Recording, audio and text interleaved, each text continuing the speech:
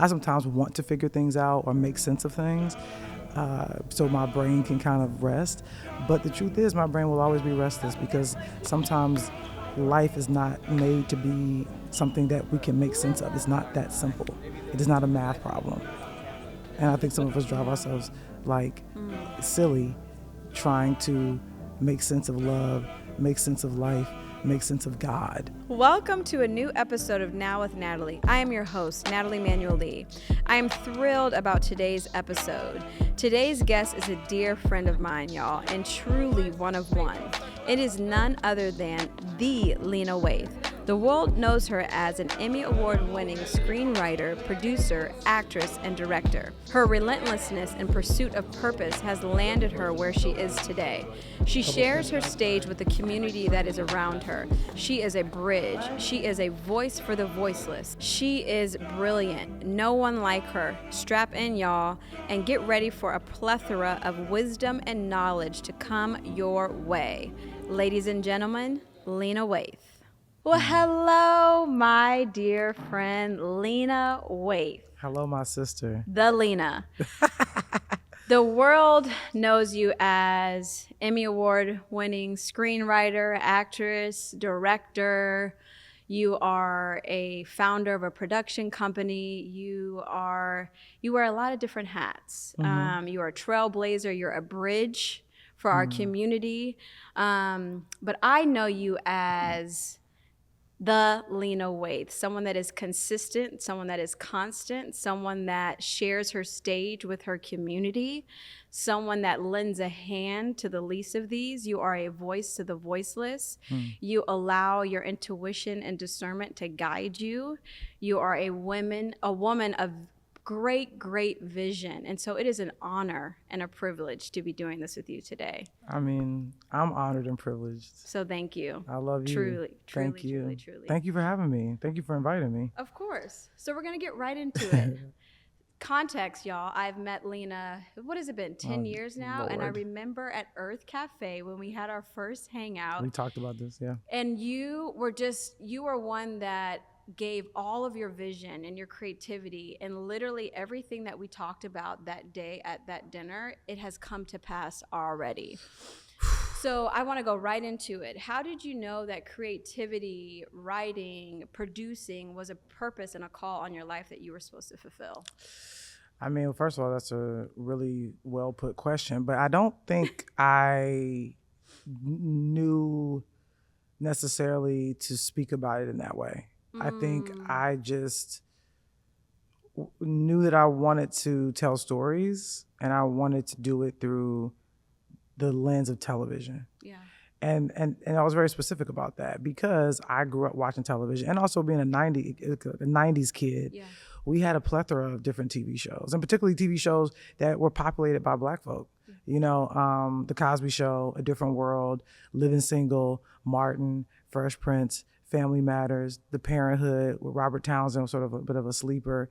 You know, I think we had a ton of shows that we, you know, really entertained me, but also I found to be more than just a pastime. I was really paying attention, particularly like to shows like A Different World, obviously.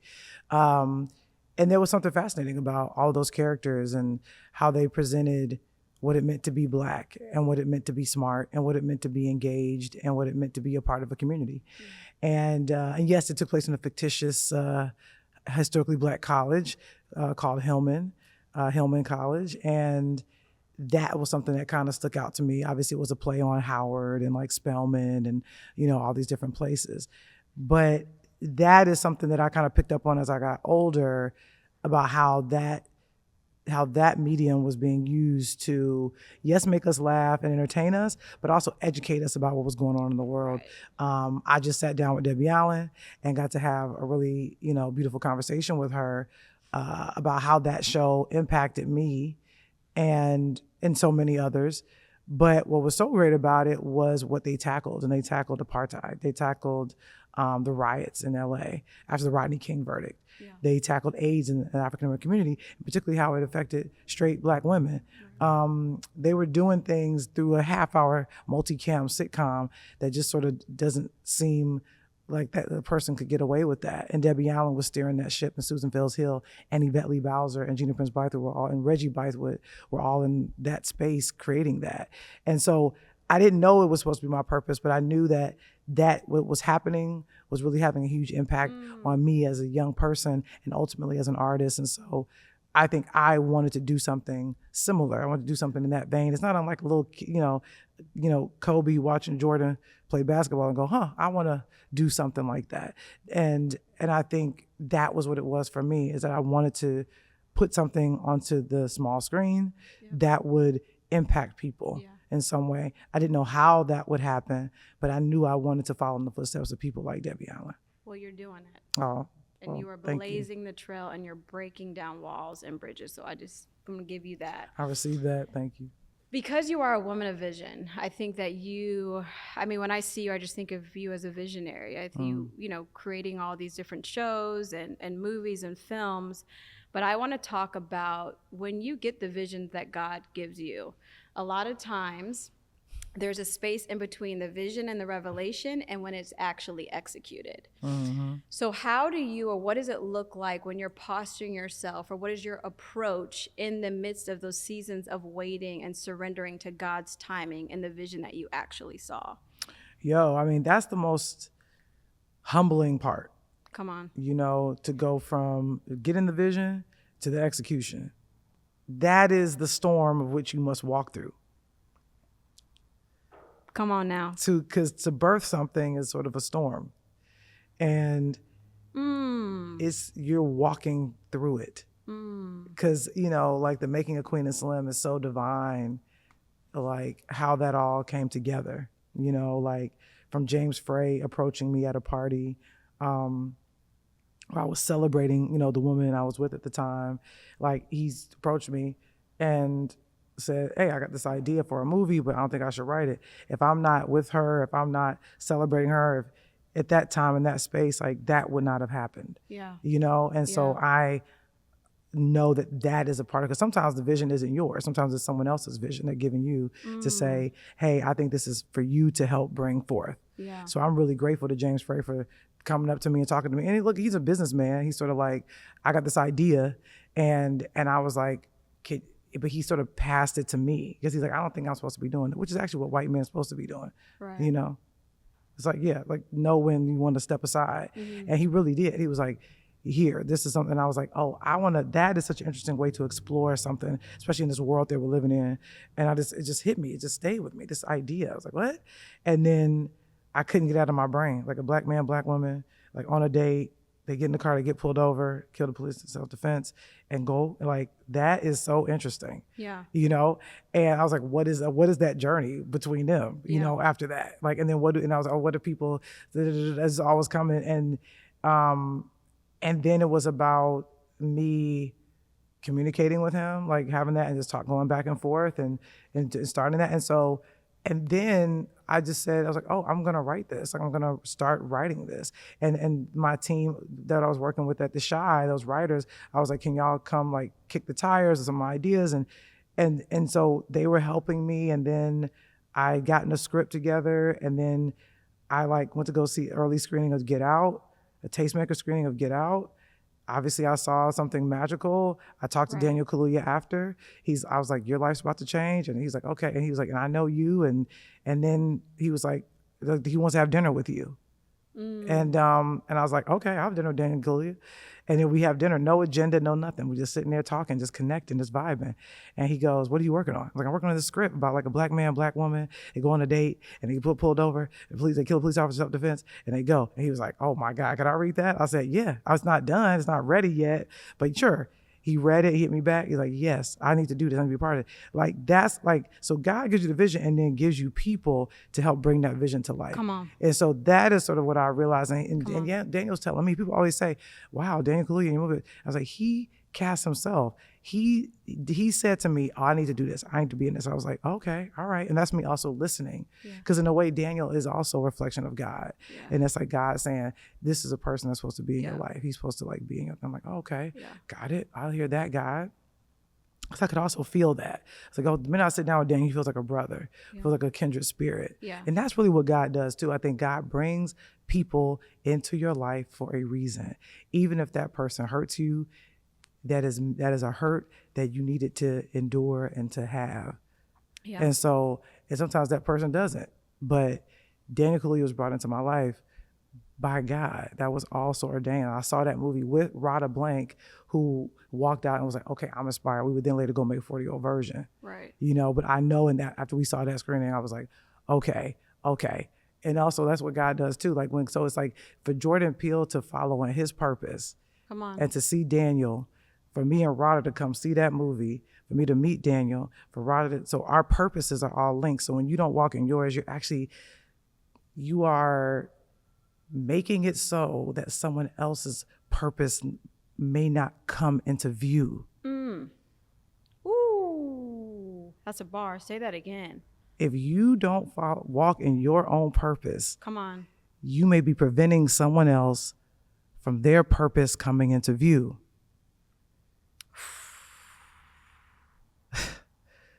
Jordan Peele's purpose was beyond making the movie.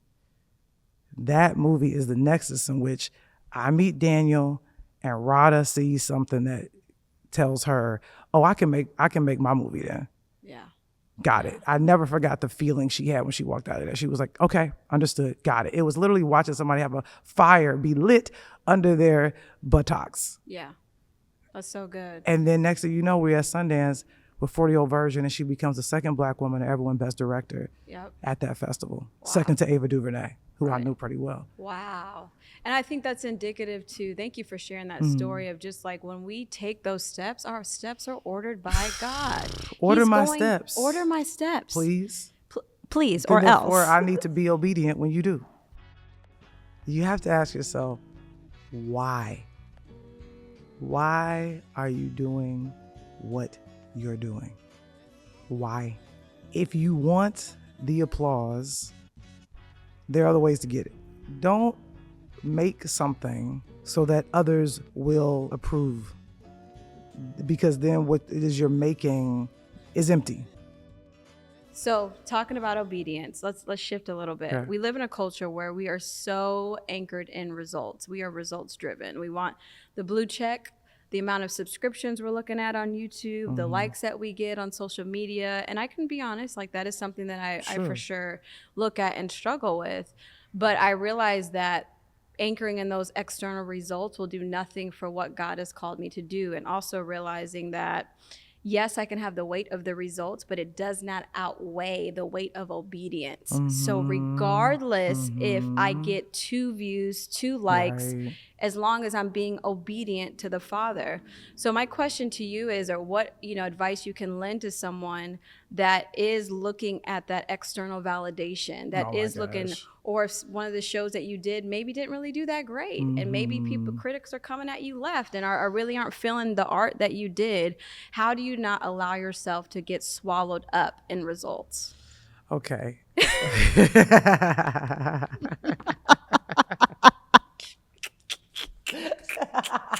It's like who's my guy? Who does Lil Wayne's guy? Because it's real. I know. Here's the deal. You have to ask yourself, why? Why are you doing what you're doing? Why? If you want the applause, there are other ways to get it. Expound on that. Don't make something so that others will approve. Because then what it is you're making is empty. I don't think I made Queen and Slim because I needed people to approve of me or to like every choice. I think I needed that. I needed to make it because I had been given, it was almost like you're told to do something. Yeah. So I needed to do it. Yeah. and the way in which I needed to do it. Yeah. Nothing else around that has anything to do with that calling, that purpose. That is very sacred. Yeah. That's so good. So to place the value of that calling in something as fleeting as an opinion, There it is. that is based on that person's experience and where they are in their walk. That's how we form our opinions. Yeah. Yeah. So that their walk and where they are and their journey and their purpose, which would have them react to something I created in whatever way they do, really has nothing to do with me. It's like that is the work working. Come on. Because if the work bumps up against me like a different world did to make me say, oh, a TV show can be a tool of entertainment and also enlightenment. I was enlightened by characters created such as Whitley Gilbert and Freddie and Dwayne and Ron and Kimberly Reese and Mr. Gaines and Colonel Taylor and, ultimately Lena James. I was inspired to say, look at all these different points of view from people that are under the same roof that happens to be the roof of a university. Yeah. Fictitious though it may be. Mm-hmm. I'm seeing, look at what a community can be. Yeah. They can have different opinions, be different ages, be different skin tones, come from different economic backgrounds, and find a common ground. Come on the ground in which they walk, that is hallowed ground. And they're all walking it together and figuring things out and having healthy debate and showing us how we can be in conversation with each other. Yeah. And have different opinions, but still land as community. Yeah. At the end of the day. That's so good. That's really what that was sort of teaching me. And so it's like, so then if I come in with the shy or whatever, sort of saying like, who can we be? What the city has so much potential to be so many things, just like the people that live in it. Right. But we all can be on one day can be a saint, other day can be a sinner. Facts. We got to be both. Nobody is one thing all the time. Yeah. And so that's what we really explore as writers, as artists. We explore contradictions within ourselves, within society.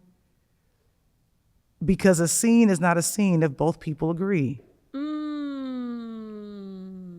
You said something there. Because that's what we are taught in school as writers. In order for a scene to exist with two characters in it, which more often than not, there's two characters, sometimes more, but Queen and Slim was often just two characters. Right. They have to have opposite desires. Yeah. For there to be a conflict, so that way there's something for you to watch. Yeah. If you're watching a boxing match and they both want one boxer to win, it's not going to be a good match. Yeah. If you're watching a basketball game and both teams want the Lakers to win, well, guess what? It's not going to be that competitive. It's not going to be that interesting. Yeah. Right. So if we're in a scene and you want me to stay and I want to leave, we got a good scene. If we both want me to stay, it's a pretty quiet scene. Yeah. Not much to see there. Yeah. So that is also balance. Right. That's my job. And what I have to do is, so I can't judge nobody. My role as a writer, if I'm writing the scene with Queen and Slim, I have to take on both of their points of view. Yeah. And I can't shortchange either of them. Mm-hmm. And that's why people kind of lull themselves into watching it. Okay. And then ultimately the goal for me was like, how do I have these two switch places by the end of the movie? Yeah. I know now we just like getting into creative No. stuff. I want to stay there for a second. Yeah. I want to talk about just even when you were creating Queen of Slim, when you were writing Queen of Slim, obviously we know resistance shows up regardless. Resistance of writer's block, creativity block, resistance, self-doubt, fear, insecurity, all those different things. And when resistance shows up, it really exposes what you're anchored in and who and what is guiding you. So in the time of when you were creating Queen and Slim, when the resistance did come, because I know it came. Actually, the crazy thing is it didn't. Queen and Slim, didn't come? no, because here's the deal. It was like really smooth. The resistance didn't come until the movie had come out, and people were kind of frustrated with the ending. So tell me about. So it's like, tell me about that. Well, yeah, it's like I think when that happened, it was sort of like, oh, that's interesting. But then I went to the text, which is Baldwin's text, and I read an essay that is called Sweet Lorraine, and it's him talking about Lorraine Hansberry. And in it, he talks about how she got a little bit of resistance, which I wasn't aware of this, from Black people about A Raisin in the Sun. And about how some folks felt like it wasn't reflective of what a Black family, or Negro family, as they would have said then, at the time. It wasn't reflective of that. And obviously Raising the Sun is about a Black family deciding if they want to sell their home to move to, a sort of, to quote, sort of brighter pastures, if you will. And obviously a beautiful play, timeless play, phenomenal, seminal work for Lorraine Hansberry, and a work that will forever change us as a society and has been revived many, many times. But, at the time, there was some friction about it. And Baldwin was saying, and I'm in no way comparing my work to that, but it was more so Baldwin talking about how some work is not for the audience. The timing there can be friction in terms of when something comes out and how people react to it at the time. Yeah. And so he said there's a lot that has been said and written about this play. He said, and I'm paraphrasing, he said, but it was really not meant for the audience it was put in front of. It's meant for generations to come. Okay. And in essence, it's true, because we can look at Raising the Sun now and see how prolific and how visionary it was. But of course, also at the time, she was the first African-American person to ever get a play on Broadway. Right. So that being a first is also, there's a lot of pressure. And I think there was also this conversation about, some Black folks were critical of it and some white folks loved it. Yeah. And it was sort of almost like, what's happening? And that's always the conversation about the work and how it's received and who it's for. And the truth is, in time, that has it's going to affect how it's received. Like, I know when The Exorcist came out at the time, people were like, what the heck? What is this? But then now you look back at it and you're like, oh, okay, now I can see it. You need sort of perspective. So I think, to me, what I learned was that you must give things time. Okay. So I think you cannot be reactionary. And it's easy to be reactionary and go like, people don't like this. Say, okay, people are struggling with it. Some people aren't. Let's give it time and see how it feels in 20 years. Yeah. And I think, to me, I like to watch my work age.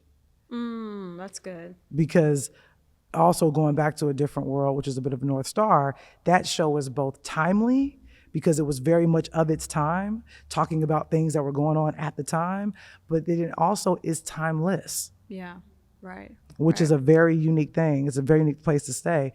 And I think that's really where I want to live. And I think sometimes people can be caught up in like, I want to make something that's for right now. Okay, cool. But will we revisit it 10 years from now? That's good, right. And if we do, how will it feel? Yeah. Because, we can go back and look at Boys in the Hood, which I do. We can go back and look at Menace to Society, which I do. We can go back and look at Living Single, Martin episodes, Love and Basketball, Love Jones. And that is what keeps that work alive. Yeah.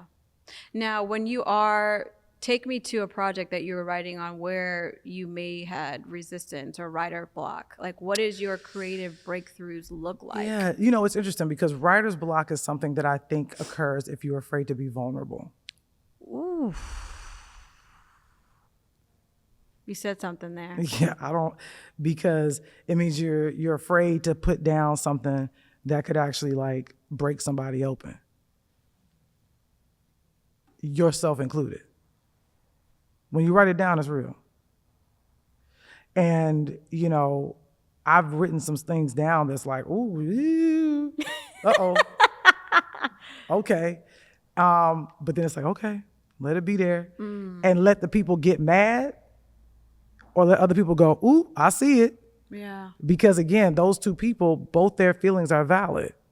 Yeah. It is a reflection on where they are in their journey. Yeah. How you react to artwork is a reflection on where you are. Yeah. Yeah. Not a reflection on the work. The work exists and the work ain't going nowhere. Yeah. But in 10 years, when you look back at that, you're going to go, oh, now I see that different because I'm in a different space. But the work has remained. Yeah. The work ain't changed. Yeah.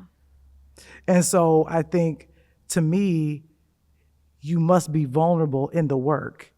And I've just never had, like, even like when I was trying to finish this play, I was taking my time with it because I didn't know how to end it because I was like, because it was so raw and real that I'm just like, how do I want to do this? How do I want to put this? And so what I ended up doing, I was like, okay, what if I just have the characters asking the audience questions? Yeah. You know, at the end. Yeah.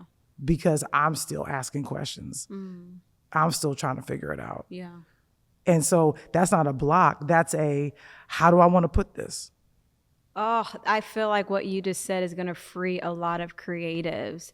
Potentially one of your, because if what you're saying is that technically a creator mental block or a writer's block isn't necessarily a block. It's simply that you just don't want to write down the truth. You don't want to, vulnerability. You're afraid to say something. You're afraid of it. Sis, that's a word right there. Yee. Because we're afraid to confront ourselves. And we talked about this earlier, or earlier this week, which we're going to go, just about confronting and knowing that in order for us to heal, we have to first reveal it. And so I want to get into that with you for a little bit. Yeah. Lena 10 years ago is not Lena who she is today. Correct. You have fully evolved, matured into the woman that you are today. And I believe a part of that evolution has been, you've been on a healing journey. There's a lot of undoing that you've had to do. There's a lot of unbecoming, unlearning, rewiring, all of those things. Can you give us a glimpse into what that journey looked like for you? What do you feel like was the biggest thing that you had to release in order for you to be able to receive what you're sitting in today? I think I had to sort of release this idea that I was responsible for other people's happiness. I think I was sort of making sure other folks would be okay. But in doing that, I was not making sure I was okay. I was putting other people's happiness and peace and well-being, I think, before my own. And I think that was sort of a thing that I think we are sort of raised with or told, you know, this person loves you, so you need to always make sure that they, you know, but I have to sometimes say, okay, what does it look like for me to love myself? Come on. And sometimes loving yourself means, you know, making some folks that love you or want you to go about things a certain way, they're going to be disappointed. Yeah. They're not going to be happy about certain choices that you make. But we'll live in resentment toward ourselves if we continue to show up for everybody else but ourselves. I was her. I was a people pleaser. Yeah. I realized that I was anchoring and making sure everybody was okay, and that then the resentment came up when I'm at the end. I'm literally operating off of nothing, but I'm putting you guys first, but not myself. Yeah. How do you feel like you got to that point? When did you realize that? I mean, I think it just sort of shows up on you. You know, you can pretend it's not happening and keep pushing and having fun and acting like everything's cool, which I think a lot of us tend to do. And I think social media lends itself to that. You know, how do I make it seem like everything's okay? But also some people are getting vulnerable and real on social too. So they're like, hey, I'm not okay, which I think is a really important thing for everybody to know. Like, hey, you know, everybody has a rough day. But ultimately, I think you can feel it. Like once you know something's off, you can either pretend or you can confront. Yeah. And those are the choices. And sometimes it's easier to pretend. Yeah. You know, sure. But to confront means you have to change, you have to shape shift, you have to transform. And that means, again, that's when other people around you start to be uncomfortable, because once you shift, again, so it goes, it's the same thing as like, if you step into your purpose, it'll help other people, it'll reveal other people's purpose to them. You know, just like if you say, okay, I got to love myself, you know, I got to start doing for me. Again, that's going to reveal some stuff to people that they may kind of go, oh, you played this role in my life. And now, you know, you no longer want to play that role. And that makes me have to shift. And I don't want to do that. And so I think sometimes we remain stagnant because we're around other people that are stagnant. Yeah. Ooh. You got to drop off while you pick up. You got to drop off while you go into the new. You got to drop off that people old. are afraid to leave people behind. Yeah. You know, especially when those people sort of are part of their identity, or, you know, they don't really know, who would I be without you? Maybe you should find out. Yeah. Oof, that's good. Seasons exist for a reason. None of them last forever. Summer's not forever. Winter is not forever. Spring ain't forever. Fall ain't forever. There's an amount of time. There's a window. And you can appreciate that window. Like when it's summer, we honor the end of summer. We honor it. We say, you see everybody's photo dumps, sort of just documenting, this is what I did in this season. Now I'm entering into a new one. I wonder what fall will bring. Okay, a few more, and then I know we need to wrap it up. I want to talk about this quote that you said, which I felt like was so profound again for writers, that will set them free. But I think, like you said, a lot of times writers don't want to be vulnerable enough to kind of put their truth out there. You said this: a writer is nothing but a walking wound. What wounds have you been pulling from in this last season of your life as you're creating and writing? I mean, like, to me, it's all, you know, relative. You know, I think I think the wounds that we have do help inform how we walk through the world and how we react to things and what triggers us. And so and what I've also learned, what I believe, is that a wound can never be completely healed. They can be tended to, nurtured, and hopefully outgrown. But they're always there to, I think, remind us of who we are, to have discernment, to not make the same mistakes. That's why I say wounds and fear can be utilized rather, hopefully, than it trap us or keep us, you know, frozen.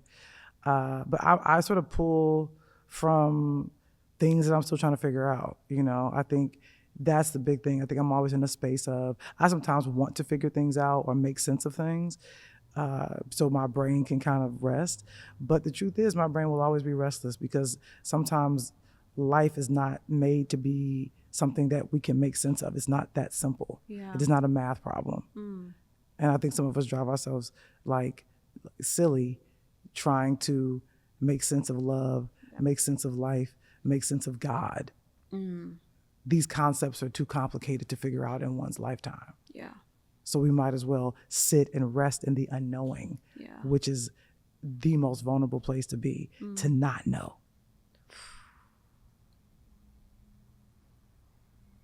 Can be difficult to sit in that uncertainty and that unknown, but when you know who's anchored in that uncertainty and that unknown, who's anchoring you, God knows. We don't have to. Yeah. There it is. We don't need to know what God knows. Right. Because if we did, we couldn't take it. And we are not meant to be God, and we can't carry it. No. So we got to be obedient and know that the steps are ordered and that everything is purposeful. Boom. Even the things that hurt. If we understand that the things that both feel great and feel horrible are equally purposeful, we can look at them differently. Yep. Nothing is wasted. Everything is used for God's good, period. Yeah. Lastly, what season do you believe you're in? Oh, man. It's giving a smile. It's giving a seeing season. A what season? A seeing season. Okay. SEEING. Expound. I could see, I can see clearly now the rain is gone. And not that like, oh, I can see, it's like, because the rain is like in seasons, the rain will come back and I won't be able to see again.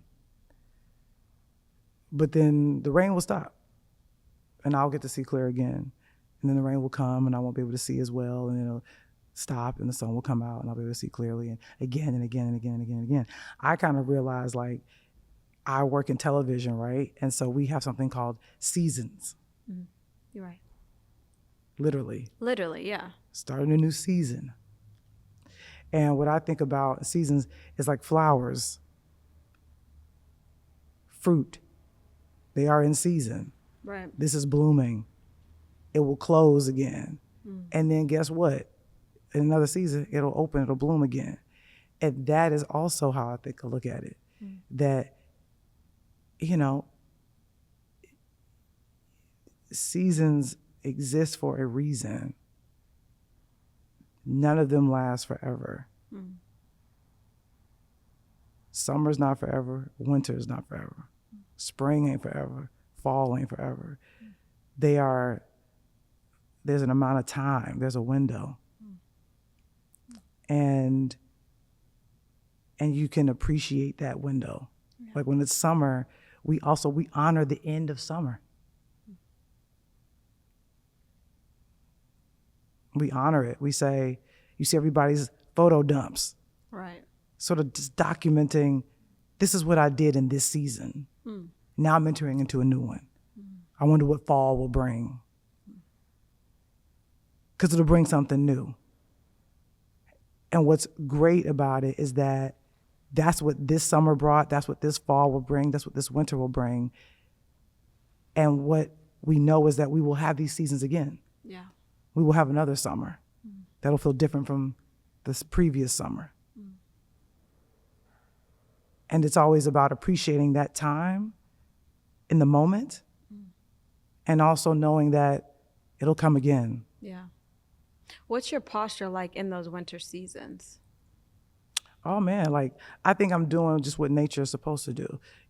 I'm hibernating, I'm gathering, I'm staying warm, I'm feeding myself warm foods, I'm reading, I'm watching, I'm reflecting in the winter on the year that I've had. And also when I think of winter, I think of getting ready to enter into a new year, a new beginning, a new opportunity, a new. So good. Yeah. So good. What legacy do you hope to leave? Here's the truth. I know Dr. Maya Angelou said to Oprah Winfrey, and they were having a conversation in that. And I think Dr. Maya Angelou said correctly to Oprah that she couldn't be able to grasp what her legacy would be. And not just because of how vast, obviously, Oprah Winfrey's legacy is, but because it is impossible for her to understand the amount of influence that she has had. It is impossible. Yeah. So she can't really determine it. Right. And so I think for me, it is not up to me. It is up to those that choose to say, I want to carry the legacy. I want to talk about her work. I want to talk about who she was. That is what carries it. That's what keeps it. Come on. Because your legacy is not your responsibility. It is the responsibility of those that love you, that keep you, that you have touched. They keep it alive. And so for me with the work, it must be my skin, my blood, my bones, my guts. So that way, because what people are feeling when the work is, it is me. Yeah. It is my humanity. It is my flaws. It's the things that I'm proud of. It's the things I'm not proud of. Yeah. It's a humanness I'm really trying to share. Yeah. So my hope is that we can connect on that humanness. Yeah. Because it's the one thing we all have in common is our humanity. Is that we are all human beings. Yeah. First. Yeah. There are ways in which we can divvy each other up, but we are all human. We all know love, pain, hurt, sadness, joy. Yeah. It is what we connect on. That's it. And, what I don't like is that because some people live their lives publicly, that their legacies sometimes are deemed more significant or more important. But, my grandmother, who did not live a public life, I am her legacy. Come on. Yeah. And, I don't know necessarily who my legacy will be. I feel like I'm a part of Debbie Allen's legacy. 1,000%. I'm carrying that. I want to carry that which she started. Yeah. Yeah. So I want to be responsible for her legacy. Yeah. I don't know who'll be responsible for mine, but whoever it is, I'm grateful in advance. Yeah. And do you believe the cost of you answering the call has been worth it? I mean, I'm an optimist. So I think so. I think yes. I think my life is worth it. So anything I do in it is worthy of something, and because that's also too, it's like we got to look at the word worth. Yeah. Yeah. Worth is like, where do we put it? Come on. And so I feel like my life has a lot of worth, but I feel like everybody's life has a lot of worth. So it's almost like I think everybody's existence is worth it. That's it. We will end on that. This was an honor. It was a privilege. I can go for another hour, but I know we need to wrap it up. I just want to honor you. I'm grateful for you. I'm grateful for our friendship. I'm grateful for you to answer the call on your life. You too. I know that it could be weighty. I know that it could be, the resistance, but man, you are truly a bridge to so many. And so I just want to thank you publicly and keep on keeping on, my good sis. I love you so much. I love you so much. Thank you. Oh, this was amazing. Oh.